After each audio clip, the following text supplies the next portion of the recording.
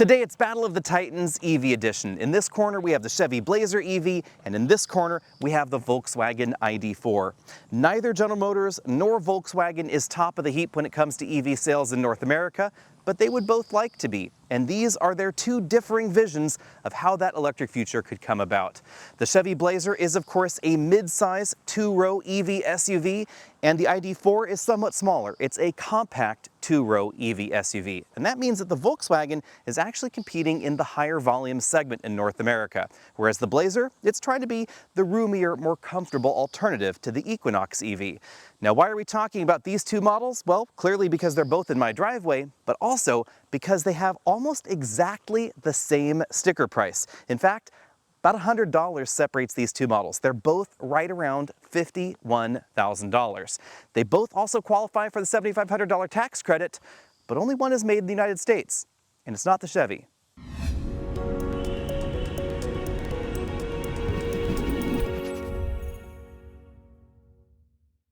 Let's talk about what we've got here. In red, we have the Volkswagen ID.4 Pro S all-wheel drive. In blue, we have the Blazer EV LT. This is the base version. MSRP just under $51,000. Your exact price tag on either of these vehicles will depend on the kind of deals you have going in your local area. So I won't talk too much about that in this video. If you want to know more, you can go to the Volkswagen website or to the Chevy website and try and find local deals near you. When designing these two vehicles, both manufacturers decided on modular EV platforms. So this is based on one of the Ultium platforms. There are actually several different Ultium platforms when it comes to the suspension and hardware, etc. in the vehicle. This is based on the Volkswagen MEB platform that's also used in the significantly smaller Volkswagen ID.3. The Volkswagen platform was designed for small to mid-size vehicles. This Ultium platform was designed for small to big vehicles, and that's probably one important difference between these two. And that results in the Blazer being quite a bit heavier than you might suspect. It could be up to 900 pounds heavier than the ID.4, because this shares an awful lot of its structure with some of the bigger upcoming, especially three-row EVs that we're going to be seeing produced from General Motors. But you could also get the slightly smaller Equinox EV, which some folks might want to cross-shop against the ID.4. But again, these two are actually almost identically priced. And when you look at them, they give you kind of a similar presence, if I'm perfectly honest. They both have relatively upright hoods, relatively short hoods as well. And even though the Blazer is about a foot longer than the ID.4, there are certain styling cues that are really quite similar, especially this area here. If you haven't seen it before, you might not be able to unsee it, but it's this kick-up swoosh right back here towards the rear, and the way the roof line and this rear spoiler all interact with the side design. Chevy opted to give the Blazer kind of a mini-me grille, whereas Volkswagen opted for more of a smooth interpretation of the classic Volkswagen styling. Volkswagen opted for a wraparound light bar and illuminated logo, while Chevy opted for more of a boomerang-style tail lamp. They also opted for a bumper that sticks out a little bit more and a hatch that also pops out the rear a bit more than the ID.4.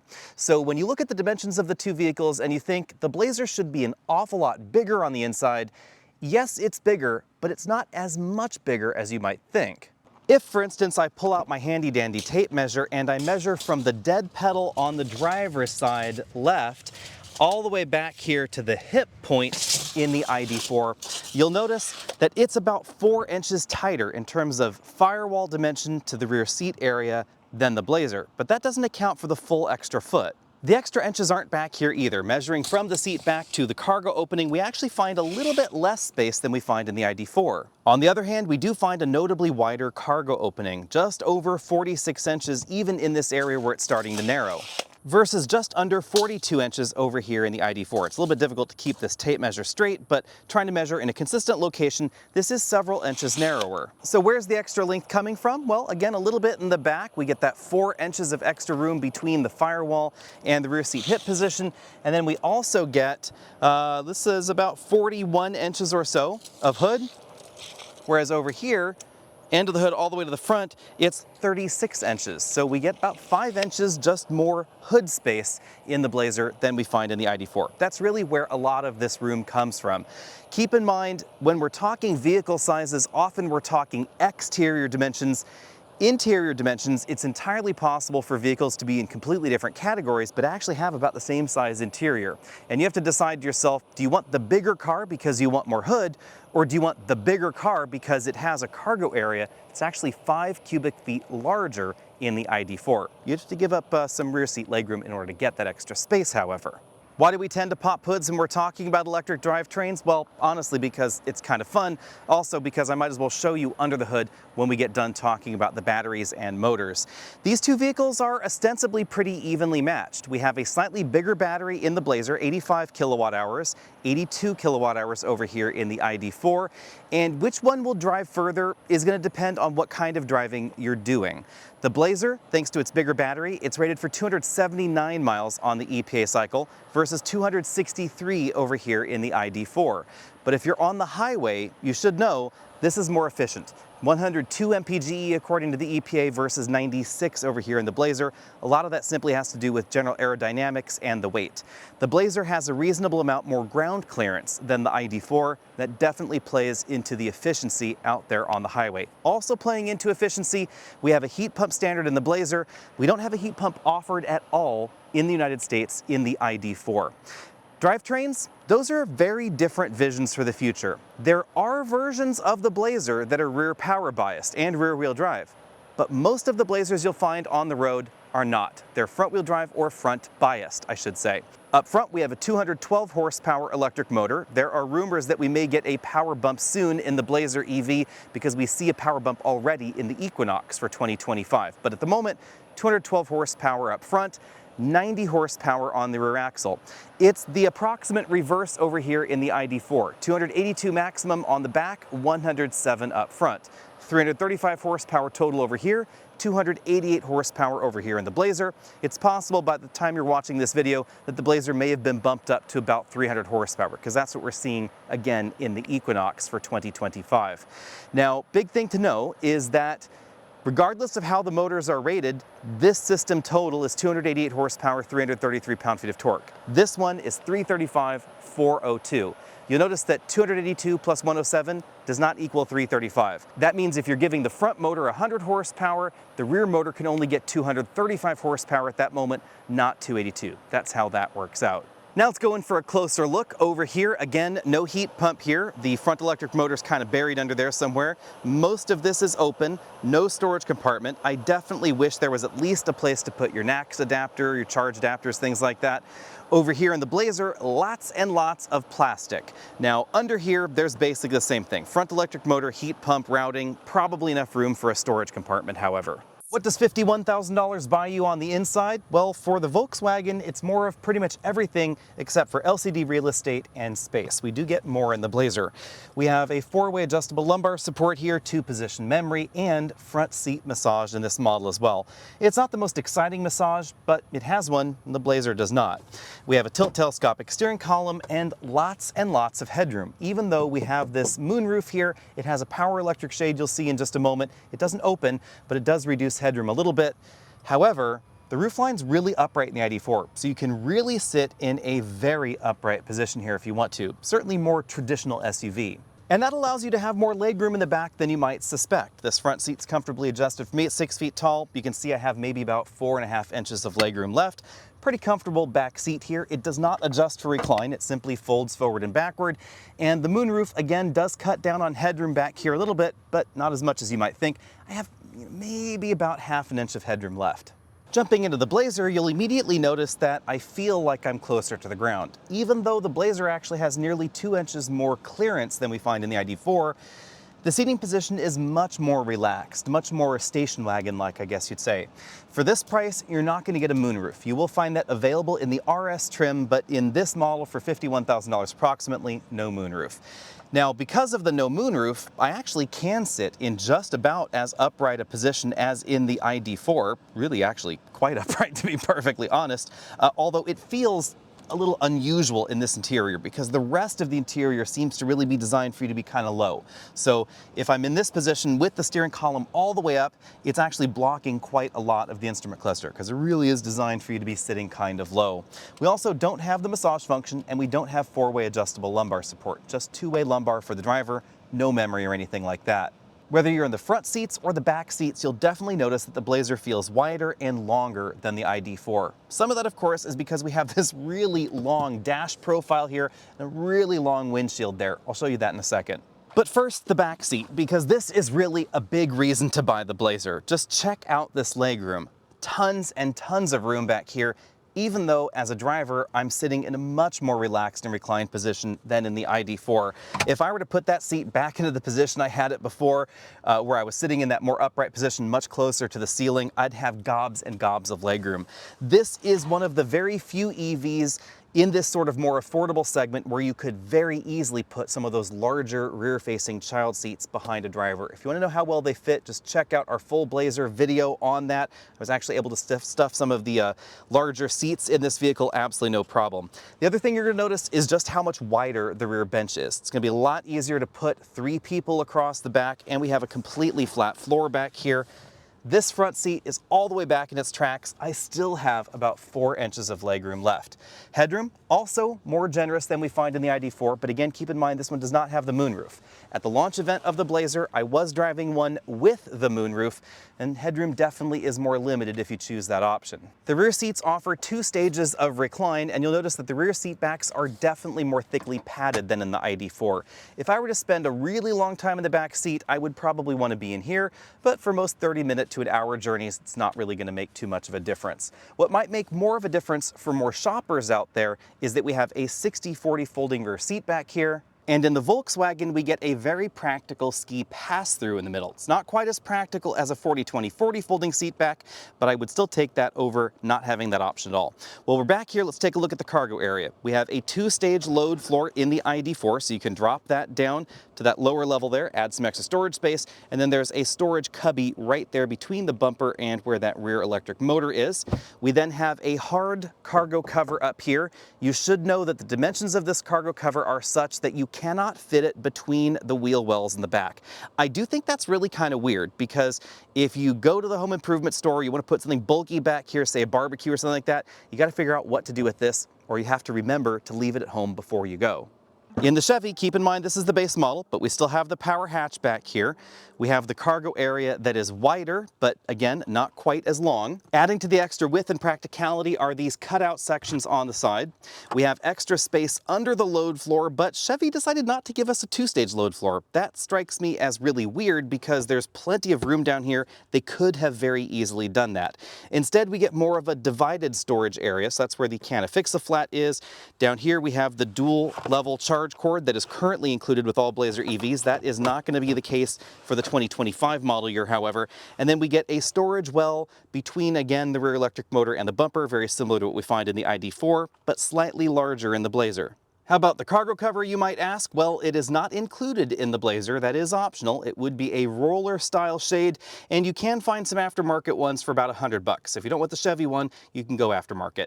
Before we go up front, let's look around the back. We have an armrest with 2 cup holders there, big air vents in the center console, matching the air vent style up front, 2 USB-C charge-only ports, and again, that completely flat floor there. In the People's EV, we have a narrower back seat bench with a slightly narrower center armrest, cup holders that are rotated 90 degrees, 2 big air vents again right there in the middle, USB-C charge ports below. But you'll notice that Volkswagen doesn't give us one big floor mat for the rear. That's something that I really appreciate in EVs with flat floors, where they just give you one huge mat across the back. Moving up front, I would say that both of these vehicles really highlight the strengths and weaknesses that we find across each manufacturer's portfolio. Which one is right for you is really going to depend on which style you like and which features you can't live with and can't live without. Over here on the Volkswagen steering wheel, we have touch buttons. Not my favorite, but we have an instrument cluster exactly where you'd expect it to be. Honestly, I don't need one any larger than that. Larger is nice, but not a deal breaker. In the middle of everything, we have more of a square format rather than a really long format touchscreen infotainment system. They have updated the software for 2024, and they've also made the screen bigger if you get the big battery ID.4. If you get the small battery ID.4, then it's basically the same system you saw before. The other big change for 2024 is that we still have touch buttons. You see touch sliders there for the volume and the temperature control, but they're now backlit at night, something that we oddly enough did not see previously. Down here in the center console, We have two big cup holders. We don't have a completely flat floor up front, so no two tiers of storage or anything like that. And we find a slightly narrower center console than we find in the Chevy. Lots of soft touch materials going on in the upper section of the dashboard and the upper section of the doors. We also have height adjustable shoulder belts, and this interior features ventilated front seats, heated front seats, and this sort of two-tone theme when it comes to the upholstery. One of the Volkswagen quirks that not everybody is a fan of is the fact that we have just two window switches. So you select between the front and the rear windows using that touch button. Then we have the physical window switches there. I'll touch on this more in a bit, but Volkswagen uses a rotate around steering wheel column mounted shifter. You pull all the way back for reverse, forward for drive. Neutral is just a little bit of a quick flick in either direction. Park is the button at the end.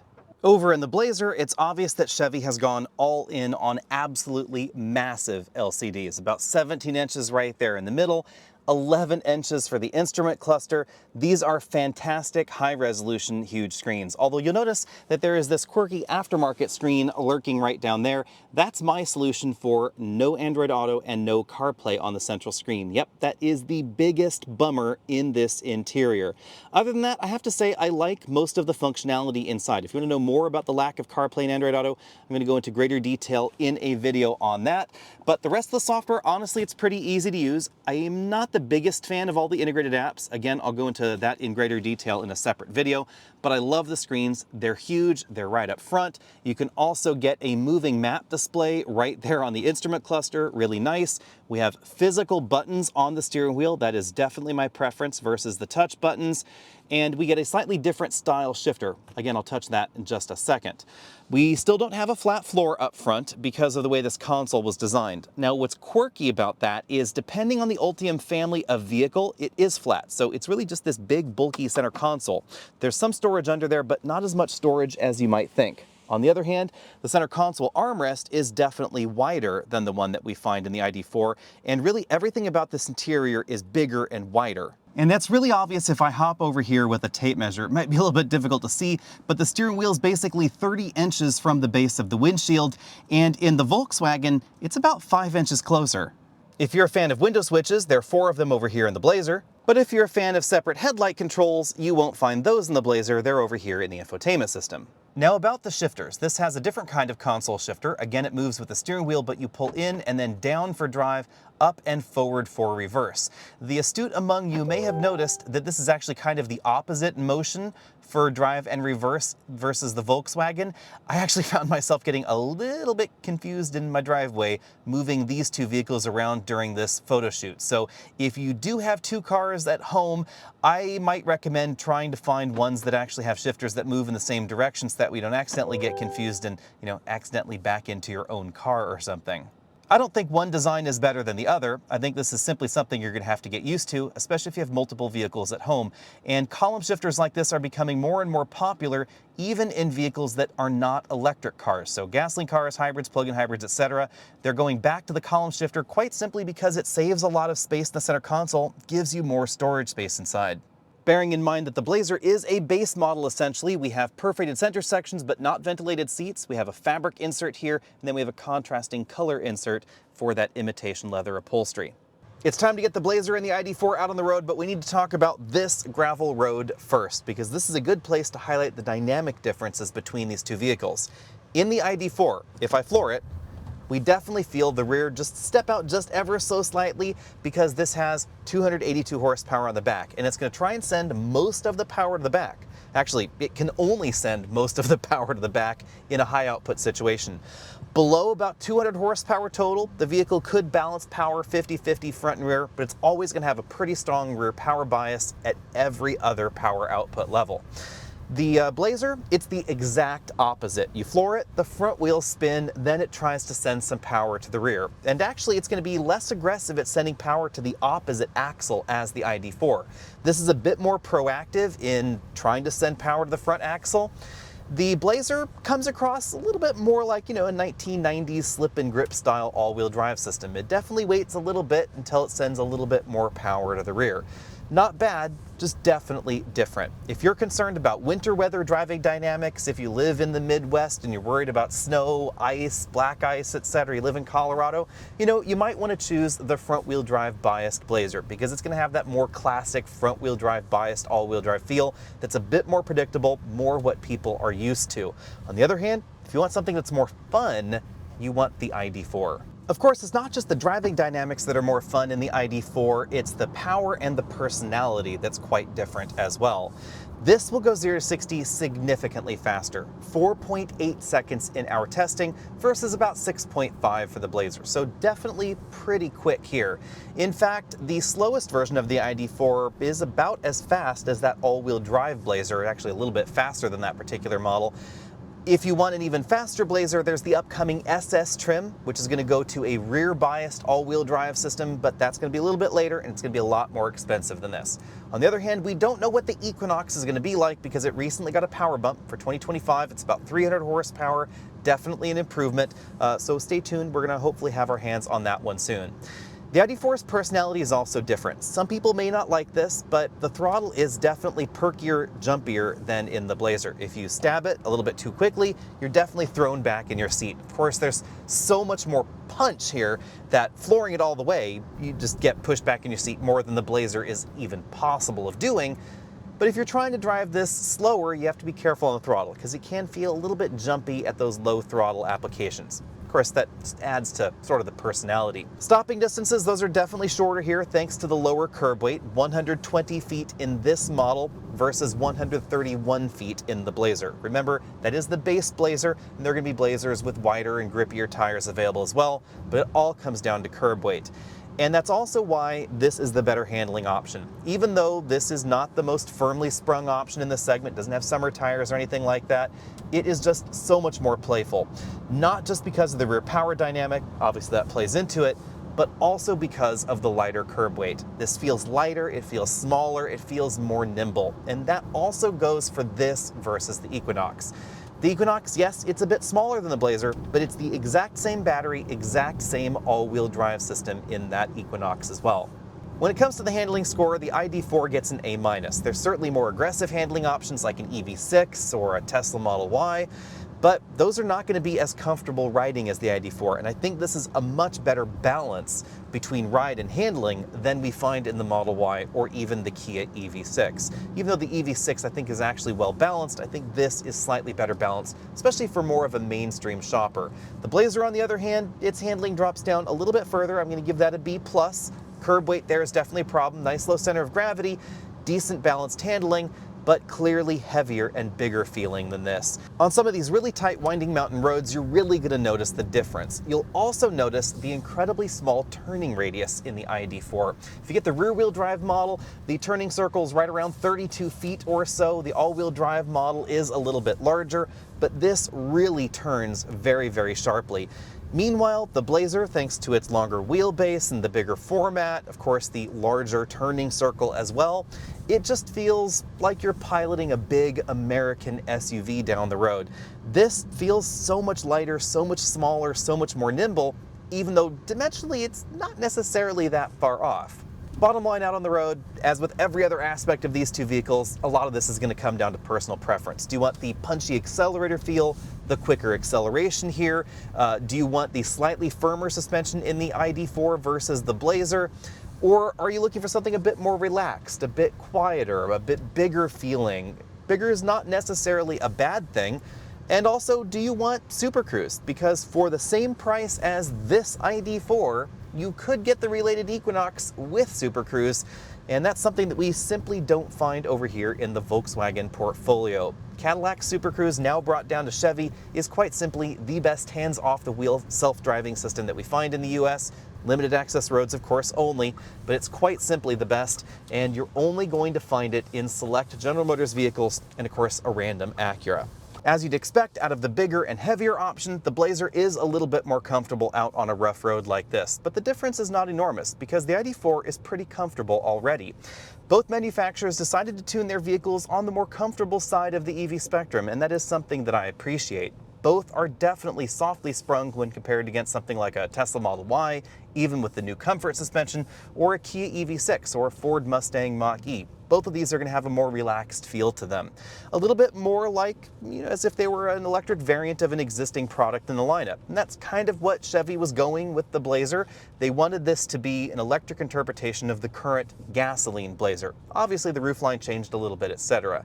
The ID.4, Volkswagen decided not to call it a Tiguan EV, although they probably could have, because that's definitely the vibe they were going for.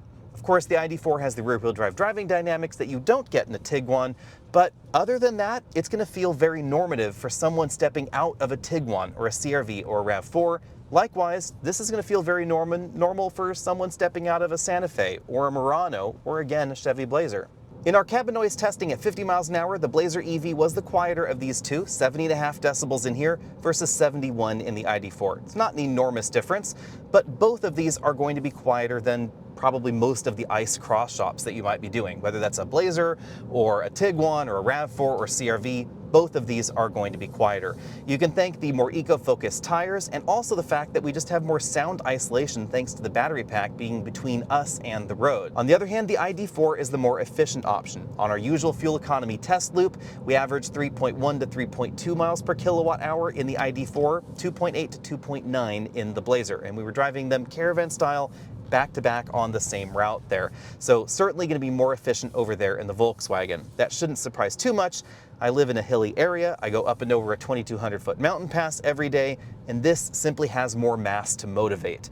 Now, again, interesting twist, we do find slightly better regenerative braking potential, it seems, in the Chevy here because of that larger front electric motor. So it does appear that we're able to recoup a little bit more energy in here than in the ID.4. Bigger difference though between the two is that we do have one pedal driving in the Blazer EV, and you can adjust it between high and low and off. There's never really a coasting mode, but we don't have a true one pedal driving mode in the ID.4.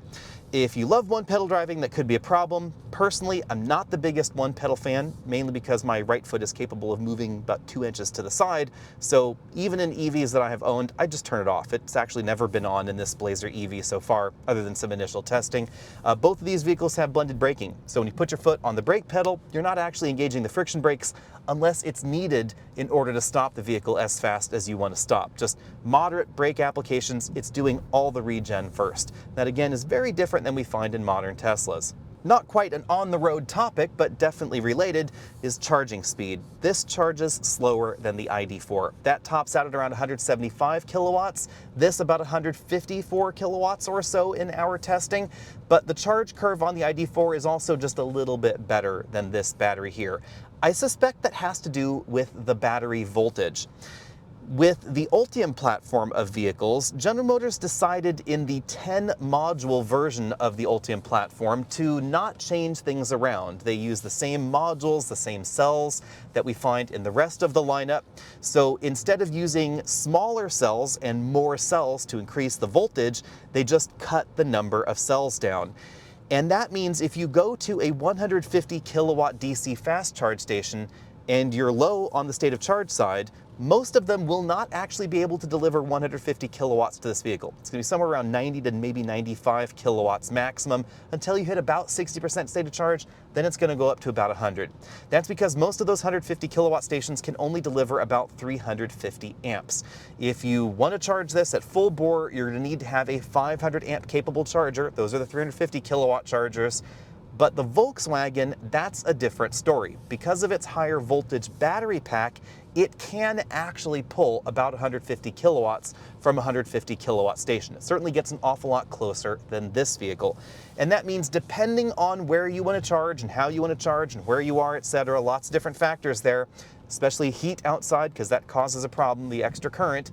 You may find that the Volkswagen actually pulls even further ahead of this when it comes to charging. On the other hand, of course, 95+% of charging sessions will happen at home or at the office on level 2, so for most folks, it probably doesn't matter at all. So what's the bottom line here? Well, if you're looking for the more fun EV, it's certainly going to be the ID.4. Better driving dynamics, more of a playful attitude, it feels lighter, it is lighter, it turns tighter, it's going to be easier to park in urban situations. If you want something that's more of a comfortable highway cruiser, something that's bigger on the inside and gives off that big car personality, you want the Blazer. Of course, if you want the best deal, you probably want the Blazer as well, because there are some truly fantastic deals out there on the Blazer, like the one that we got on this exact Blazer EV. This is going to be ours for 2 years, 20,000 miles, because the lease deal was just too good to pass up. And the best lease deal we were able to look at when we were doing our hunting on an ID.4 was at least 70% more than the Blazer EV. Now, lease deals are fleeting, so when you watch this, you might get a better deal on an ID.4, you might get a better deal on a Blazer, you might get a better deal on something else. But at the moment we were shopping, this was one of the best EV deals available out there. Now, again, there are a few things to keep in mind. No Apple CarPlay, but we get the huge screens. If you want the best deal, you're gonna have to go for a very base trim, which fortunately is all-wheel drive. And that's one of the things I wanted. I wanted an all-wheel drive EV. This one, again, its all-wheel drive system is not as much fun as the all-wheel drive system that we find in the ID.4, but it's perfectly acceptable. Which is right for you really is just going to depend on which side of this equation you fall on. So now is when I want to hear from all of you down there in the comment section below. Which would you pick, assuming they were equal, but things not being equal in the world we live in today, which would you pick? For me, it was the Blazer EV, but I prefer the ID.4. I think that's how I will leave this particular discussion. So let me know what you think about all that down there in the comment section below. And are you shopping these? Are you shopping something else? Would you even consider cross-shopping these? Or are you thinking this is completely bonkers?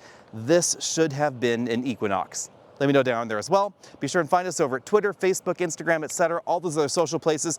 And if you want to sound off for future podcast episodes, you can actually leave us a voice message down there at the number at the bottom of your screen. You can just give us a call there, leave us a voicemail. There are instructions on what to do. Make sure and leave your name, and you'll be possibly included in upcoming podcast and live show episodes in the future. See all of you later.